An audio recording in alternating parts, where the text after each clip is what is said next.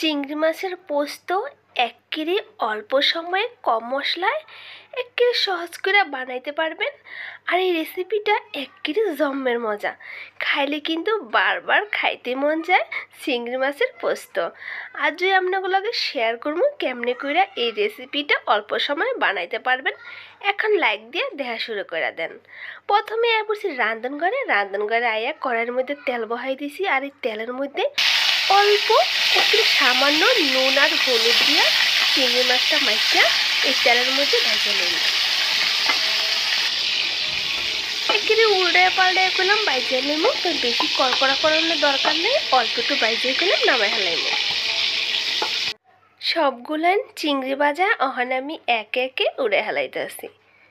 আর এই তেলের মধ্যে করলাম মশলাপাতি দিয়ে দেবো।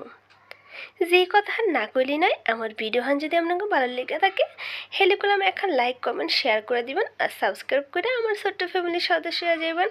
তো প্রথমে দিয়ে দিলাম আদা বাটা, রসুন বাটা, আর এখানে দিয়ে দিলাম পেঁয়াজ বাটা।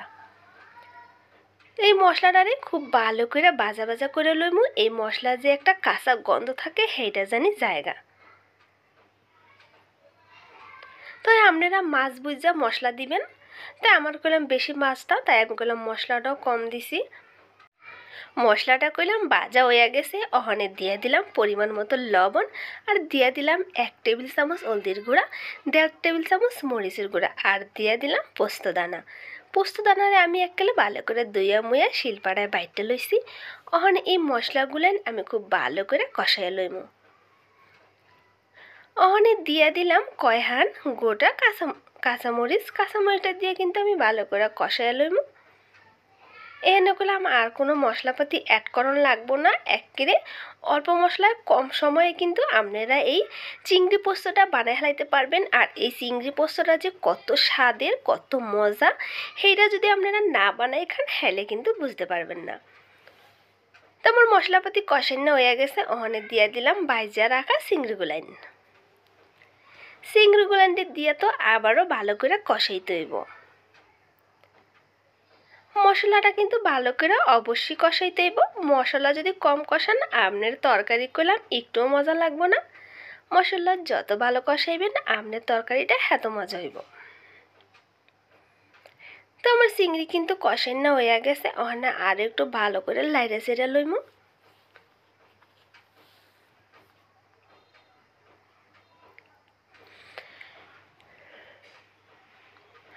অবশেষে দিয়ে দিলাম আমি একটু জিরার গুঁড়া। এই জিরার গুঁড়াটা আমার প্রথমেই দেওয়ার দরকার আছিল, কিন্তু আমি ভুলে গেছি, স্কিপ করে গেছি, সেই কারণে করলাম ওখানে দিয়ে দিলাম, আপনারা কিছু মনে করবেন না।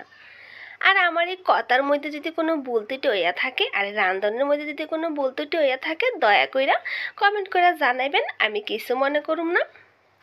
ওখানে দিয়ে দিলাম পানি, পরিমাণ মতো পানি দিয়ে দিবেন, জানি সব মশলাপাতি মাছগুন একেবারে সুন্দর মতন সিদ্ধ হয়ে যায়। তাই বলক চলে এসে ওখানে আমি একটু ডাকনা দিয়ে ডাকিয়ে দিব। আয়া ফুটছি কিছুক্ষণ পরে দেখলাম যে একলা ভালো করে বলক আইসে, ওখানে আমি আবারও ডাকিয়ে দিব। কিছুক্ষণ অপেক্ষা করবো। কিছুক্ষণ পর আবার আইসি, দেখি যে একলা জলটা হুগাই গেছে, তো আর একটু হুগাইতে হইব। ওখানে আমার চুলার হাইটটা একটু কমাই দিতে হইব। লো হিটে করলাম একটুখানি রাখমু, হেলে কিন্তু একালে উপরে দিয়ে সুন্দর মতন তেল বাইরে দিব। তো দেখেন কি সুন্দর তেল বাইরে গেছে, মাখা মাখা ঝোল। তো ওখানে পরিবেশন করে না পালা, আমনে করে আমি বাইরে দেখাইতেছি, দেখেন কত সুন্দর হয়েছে। এটা আপনারা দেখতে যেমনই দেখতেছেন না কেন, এটা কিন্তু খাইতে একটা জম্মের স্বাদ। আর এই চিংড়ি পোস্তর কিন্তু ডগটা জম্মের সুন্দর বাইরেছে। আপনাদের কাছে আমার একটা অনুরোধ রইল, একবার হইলেও বানায় খাইবেন। আর যদি মজা না লাগে হেলো এখন কমেন্ট করে আমারে কইলাম বলে দিবেন। বেশি কইলাম কোনো মশলাপাতি দেই নাই, আপনারা তো দেখতেই পাইলেন এত অল্প মশলায় আর কম সময় যদি এত সুন্দর একখান রেসিপি এককালে ফ্যামিলির সামনে ধরন যায়, আর যদি মেহমান আত্মীয় স্বজনের সামনে আইনা দেওয়ান যায়, হেরা যখন চাইটা পিঠা খাইব তখন কিন্তু আর আমনের যে প্রশংসা হেয়া কইলাম আর জুড়ি নাই। তা আবার নতুন ভিডিও লয়ে আপনাদের সামনে আইয়া পড়বো। সেই পর্যন্ত বিদায়, আসসালামু আলাইকুম।